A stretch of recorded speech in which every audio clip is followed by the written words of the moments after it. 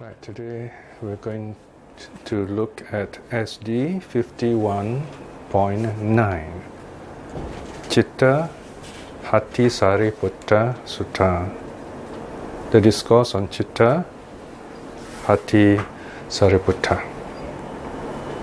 The Hati means elephant, so he's probably the son of an elephant trainer or kind of someone kind of taking charge of an elephant. So this is another layman by the name of Citta, which is quite a popular name. In Sanskrit, Vichitra. So, and this is from Anguttara 6.60, the book of sixes, Sutta number 60. And the theme is on the dangers of monastic socializing.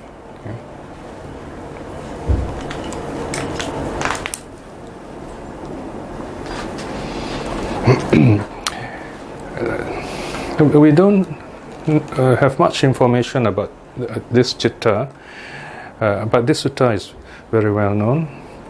It shows here, in a sense, the difficulties that a monk, a young monk especially, may go through. We see this Citta as a kind of quite enthusiastic young person, young monk, who wants to join in discussions with the elders. And we also see these elder monks often getting together and discussing some deep topic. So the younger monks are kind of expected to listen carefully, and they only join in if they know exactly what to say.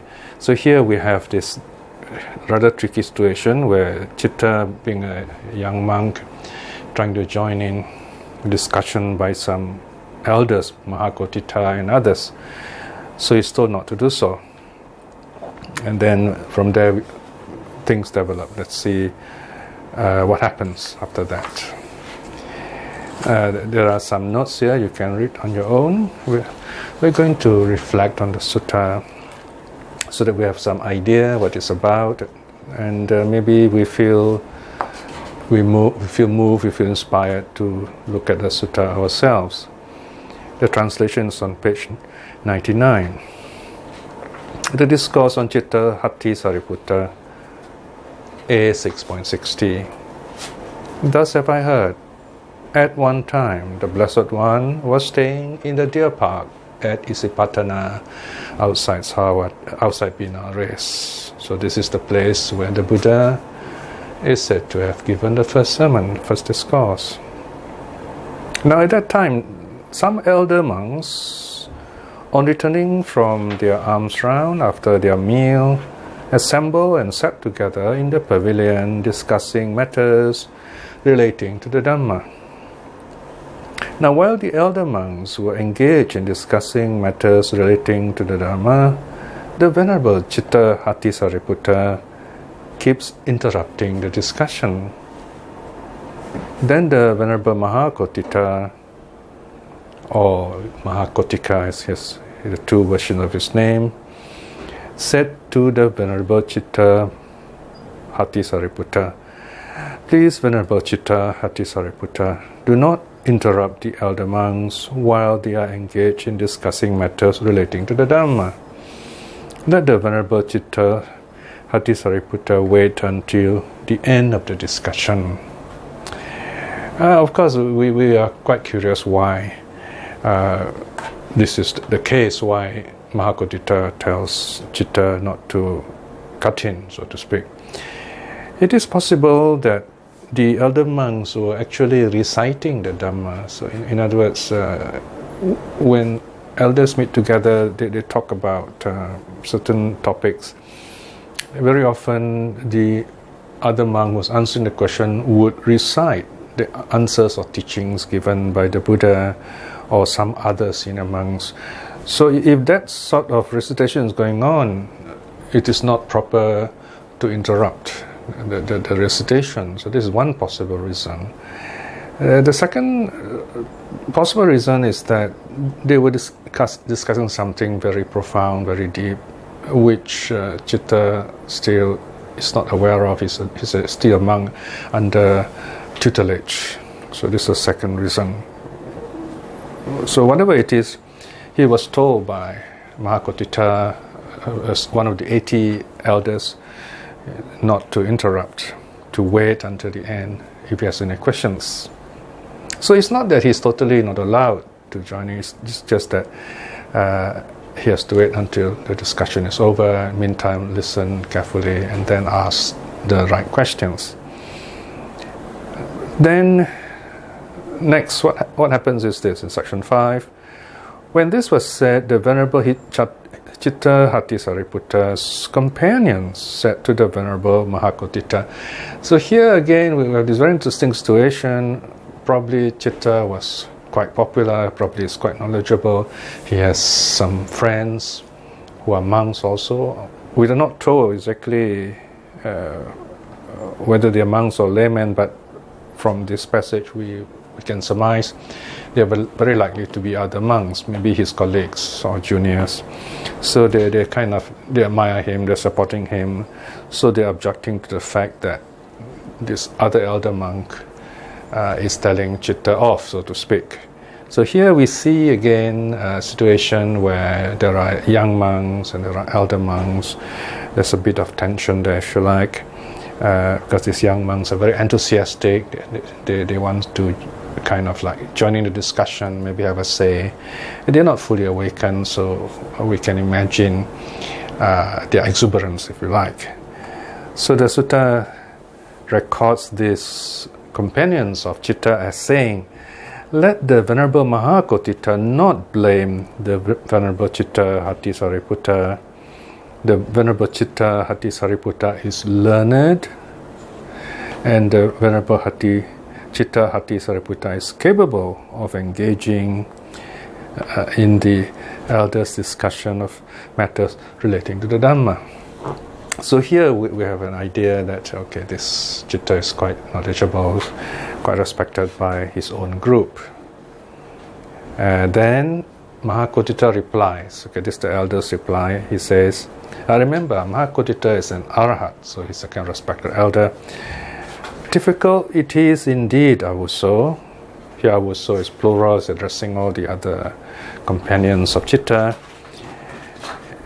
"Difficult it is indeed, Avuso, to know this for one who knows not the cause of mind of another." So what Mahakotita is saying, do you know what you are saying? Is telling these friends of Citta. It says, are you able to read his mind? Do you know what is he thinking? Right? In other words, here what is not said is that Mahakotita, in a sense, knows the mind of Citta Hati Sariputta, that he's not ready to join the discussion. So we have this kind of situation where, in this case, Mahakotita is able to read someone else's mind, or at least he knows. You don't need to be an Arhat to be able to read someone's mind. I mean, if you're a seasoned meditation teacher, or even a seasoned meditator, and you have attained certain inner peace, you would more or less know what your audience or what someone's talking to you is thinking. So, and that helps when you teach others. So Mahakotita continues. This time there's a bit of instruction given here. Section 7 on page 100.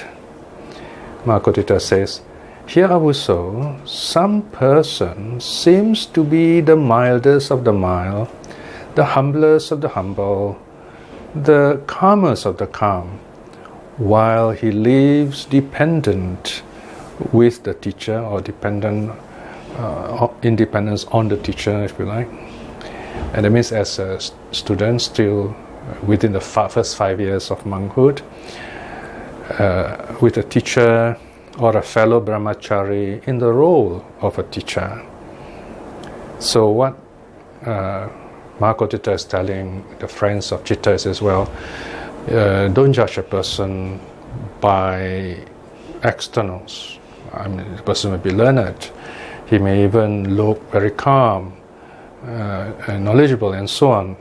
But as long as he's under tutelage, he's not ready. He's supposed to be learning. So here, in other words, we are also being given an idea what a tutelage is. A tutelage is the first 5 years of a novice monk.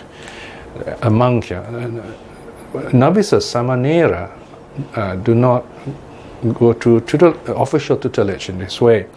In a way, you can say the novices, samaneras, they are undergoing a kind of permanent tutelage, if you like, permanent in the sense that it's ongoing. Whereas in the case of the monk, he has to remain 5 years with a teacher. In other words, he's not supposed to do anything. He has to report to the teacher. He has to seek permission from the teacher, whatever that he should be doing. So for that reason, he's not supposed to join in discussion with the elders at this point. He's supposed to be a good listener, in other words, as a student. I mean, basically, what's happening here is you see there is this professor giving a talk, and you have this class of undergraduates, and you have one undergraduate all the time interrupting and asking questions at the wrong time, or adding remarks of his own at the wrong time and interrupting the professor. So you can see how difficult the situation is in that sense. So it's a learning situation, basically.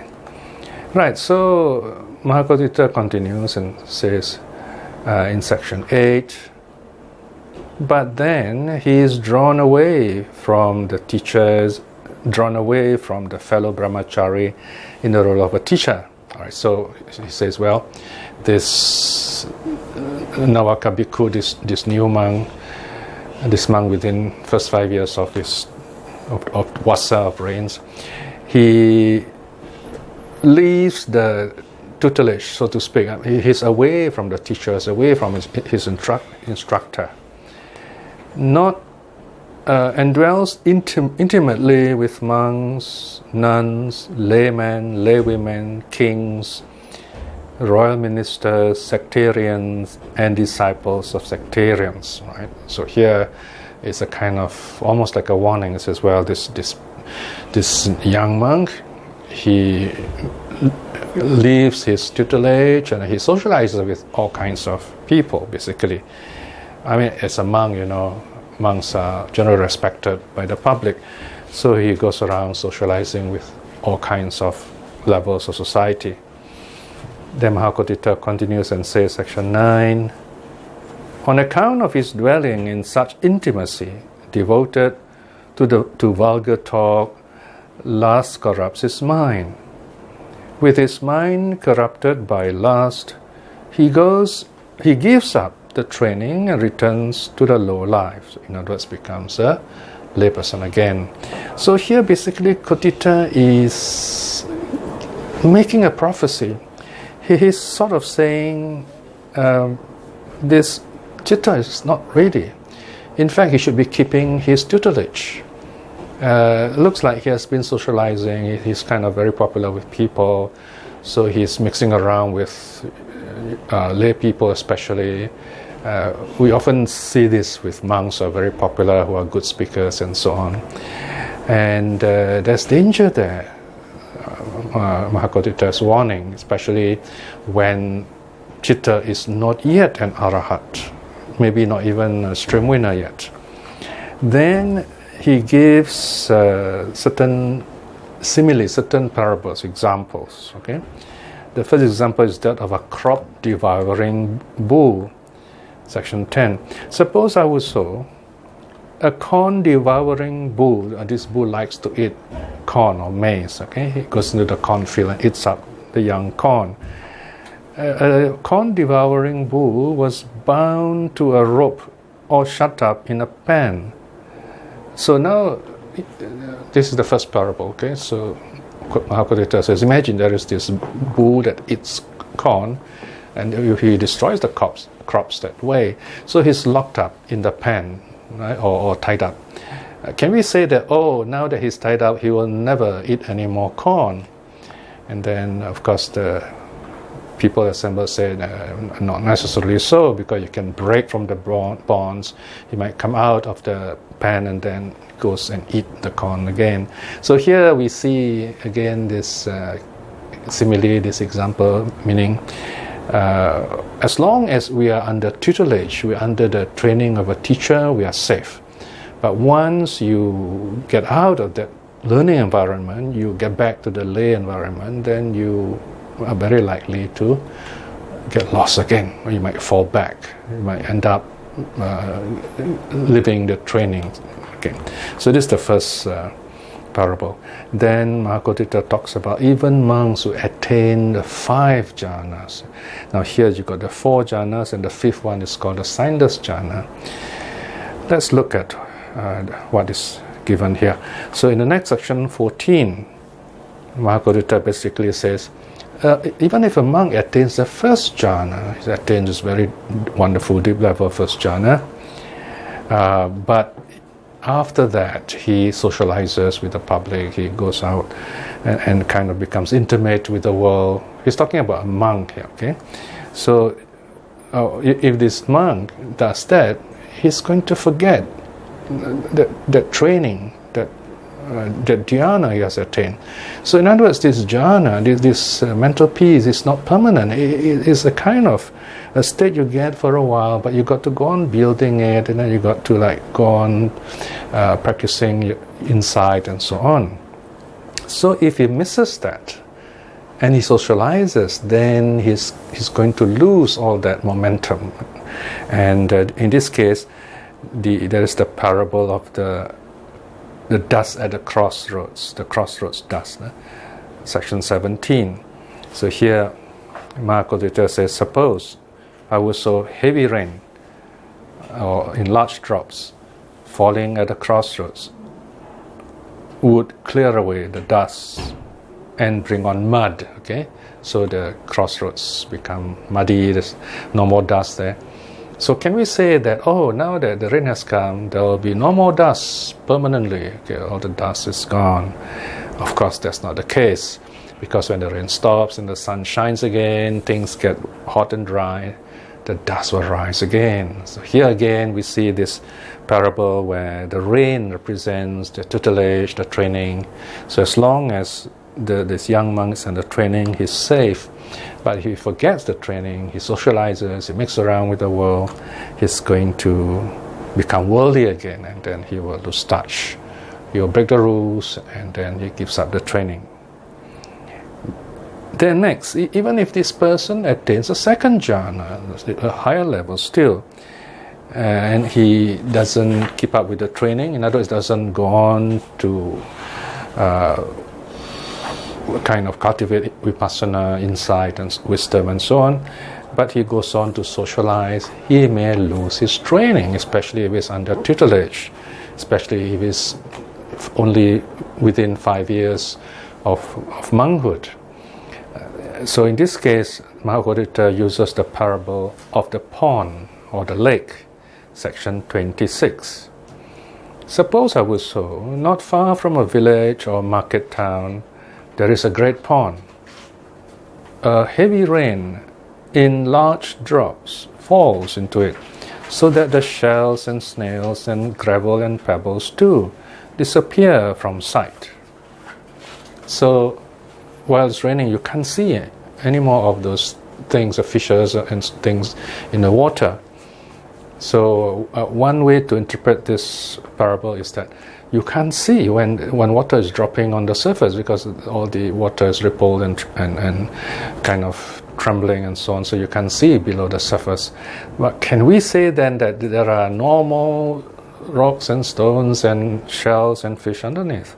You can't say that, because once the rain stops, you're able to see under the water again. So here again, what Mahakotita is saying is, if a monk leaves his tutelage and socializes with the world, he will put himself in danger that he will lose the training, even though he has attained the 2nd dhyana. Same thing with the 3rd dhyana. Even if he attains the 3rd dhyana, it doesn't mean that he's safe. As long as he's under tutelage, he needs to finish his tutelage, he needs to truly know how to keep the rules and know some Dharma and complete his training basically. So if he, having attained the third dhyana, he still socializes and kind of gets back into the world, he's going to get into trouble. And here Mahakotita uses the parable of sumptuous food. Suppose 35, okay? Suppose a person who has just taken a sumptuous meal, we would not find food from the previous evening appealing, right? So he wouldn't be interested in taking, especially old food, cold food, reminders of the previous day's food. He's already quite full.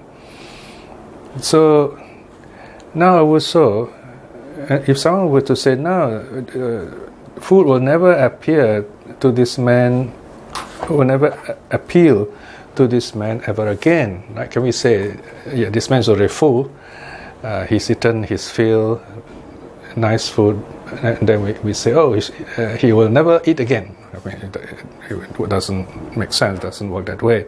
He'll get hungry again. In other words, he has to go on eating when he's hungry, right? So, of course, this parable is very clear, right? So, this monk, even though he has attained the third dhyana, if he doesn't keep to his tutelage, the training, the 5 years training, he will get hungry again, and then he will lose his way, right? So, he has to keep up with the training. And then the fourth dhyana. So even if he attains the fourth dhyana, which is a very high dhyana, same thing. He doesn't keep the training, he will lose it, right? So the parable here is that of a mountain lake. Section 44. Suppose there were a lake in the mountain glen, sheltered from the wind and without any waves. Now if one were to say this, now no waves will ever arise here on this lake. Is that possible? Right, you go to this mountain, you see there's a beautiful lake there, and you say, oh, nothing will disturb this lake. Not true, because a strong wind may come, or maybe hailstone, or it might even rain in a mountain. Then the water surface will be disturbed. So here you see the fourth jhana being very deep. The parable is of a glen in a mountain, quite high in the mountains. It can still be disturbed by natural phenomenon. So the monk, the Navaka bhikkhu, the novice monk, still has to complete his training. And then there is this section 50, the signless concentration of mind. So this is where you might say this is just a general term for meditation beyond the 4 jhanas. So even if he goes further, he's able to meditate deeper still. It doesn't guarantee that he is awakened.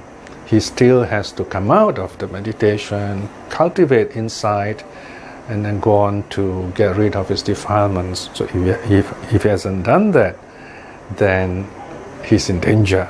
And now you have the parable of the cricket sound, okay? The parable of the cricket sound, or the parable of the 4-limb army, if you like. Section 53. Mahakotita says, suppose a king or the royal minister with a 4-limb army, chaturanga. From the word chatur you get the word chess, the game invented in India or Arabia. So the 4-limb army, so this big army, the king's army, is moving, and they reach this forest, and they stay there. And of course, an army is very noisy, all kinds of sounds and so on. So the chatting and so on.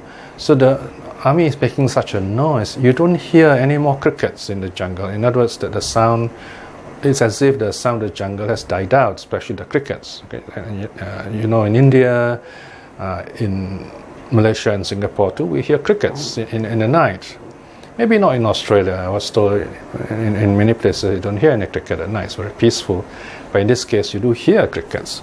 So when this big group of people, this army is camped in the forest in that way, they do not hear the crickets anymore. But then can we say that, oh, there'll be no more cricket sound? Now that the army is here, you don't hear any crickets, the sounds of cricket, so there are no more cricket sound. Again, it's not true. Because once the army moves on and the jungle is quiet again, you hear the cricket sounds again. So again here, the army represents the training of the monk. As long as he's present, you don't hear the cricket sound. That is represents distraction. But once the army moves away, you hear the sounds again.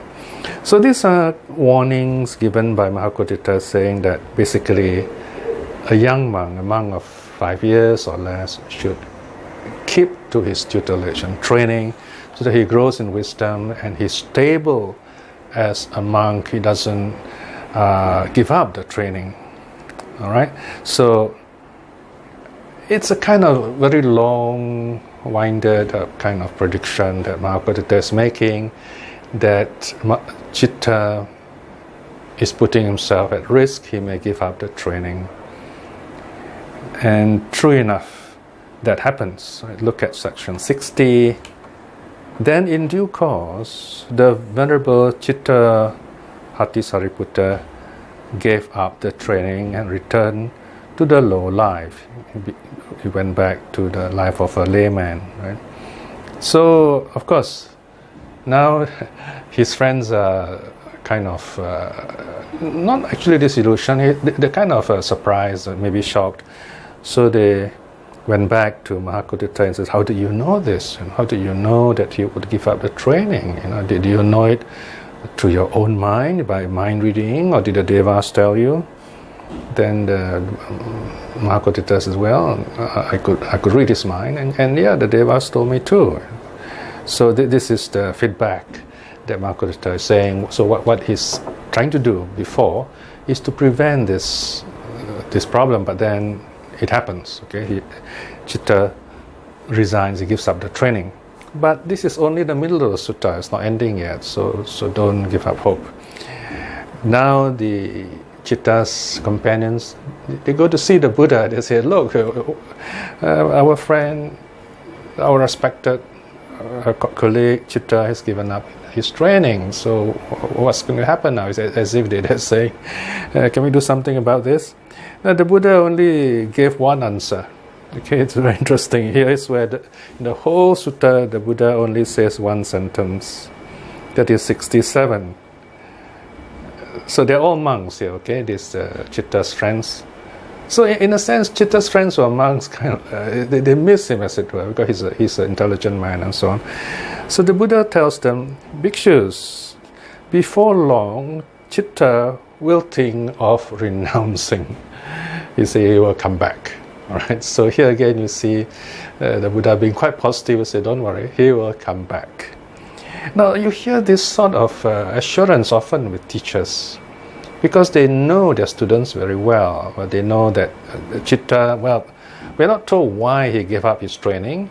Maybe out of exasperation, out of anger, frustration. They say, "Oh, these elders, they're so down-putting and so on," and he gives up, right? So he goes away for a while, and then when he goes back to the world, he's not happy, he feels, he misses the peacefulness of the monk life. So true enough, he comes back. Okay, look at 68.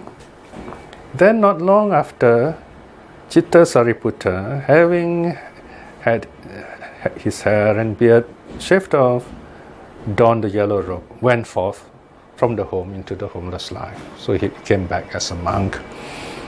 And then the Venerable Chitta Hattisariputta, dwelling alone, aloof, diligent, exertive, and resolute. So meaning here, he goes back to his training, and we're not told something important here, that is, he asks his teacher or the Buddha for instructions to go into solitary retreat to meditate. And then the sutta goes on, in no long time at all, right here and now, having realized it for himself through direct knowledge, attain and dwell in the supreme goal of the holy life, for the sake of which sons of family rightly go forth from the household life into homelessness. He directly knew birth is destroyed, the holy life has been lived, done what is to be done. There is no more of this state of being. And the Venerable Chitta Hati Sariputta became one of the Arahats. So we have a happy ending here, in other words, okay? So here we have this very simple story. The story here is not about Chitta being arrogant or failure or whatever.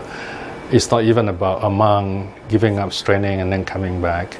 It's about a young monk keeping to the training.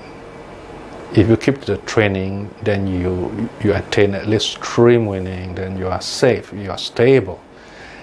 A monk who has reached 10 years of this kind of training, the order is called a Thera. In Sanskrit, Stavira, okay? Meaning stable. Okay, so the elder is stable. It's unlikely that he gives up the training. In Thailand, it's a bit more relaxed, if you like. There is a tradition. If you are a monk, if you must only after you have stayed on for 40 years, you're 40 years old or older at least, as a monk, that is. In other words, you become a bhikkhu at 20, and then you spend at least 20 more years. So you're 40 years old, and you pass the 40-year mark. In other words, you have passed being a Mahathera, you're unlikely to disrobe. All right, so we find most of the monks who do leave the order, who go in for temporary ordination, normally would disrobe before they're 40. So once they pass the 40-year mark, they are likely to stay on permanently for obvious reasons. I mean, you're getting old, and you know the Dhamma very well, and so on. So you're more likely to be stable, and you stay on. So the rules here for lay people, for lay practitioners, it means we should make sure we go on learning the suttas, learning the Dhamma, practicing our meditation, and not be lost in thinking we know a lot, basically. So as long as we are not stream winners, we are not even learners yet, because in Pali, Seka is a sacred term. Seka means learner, but it refers to stream winners and above. Those are the real learners. So if you are not yet a stream winner, you are not called a learner yet. You are called upasaka, yes. And what is an upasaka? Upa means up close. Upasaka, one who sits up close, who sits near the teacher and listens to the teacher. Right? So as lay followers, our task is to learn the Dhamma, practice it, and that way build up our strength in the Dhamma and remain so until we attain stream winning in this life itself. So do reflect on this sutta, and if you like, finish off reading the notes at the start. This is a wonderful reminder that we mindfully dedicate ourselves to studying the Buddha's teaching until we attain the path. Let us now finish off with a short reflection. The Dhamma is with us, so this is a wonderful opportunity for us as a human being to study the teachings for our benefit, to attain at least a level of stream winning in this life itself. Reflecting in this way is very good karma. By the power of such good deeds that we have been doing and the blessing of the three jewels, may we be blessed with the courage and wisdom and opportunity for aspiring to stream winning in this life itself. And by the power of the three jewels too, may all our loved ones and friends and Dhamma practitioners too attain the joy and peace of the Dhamma in this life itself. And by the same token, by the power of the three jewels, may those who are lost or having difficulties with the Dhamma, may they too see the true path in this life itself. May all beings be well and happy. Sadhu, sadhu, sadhu.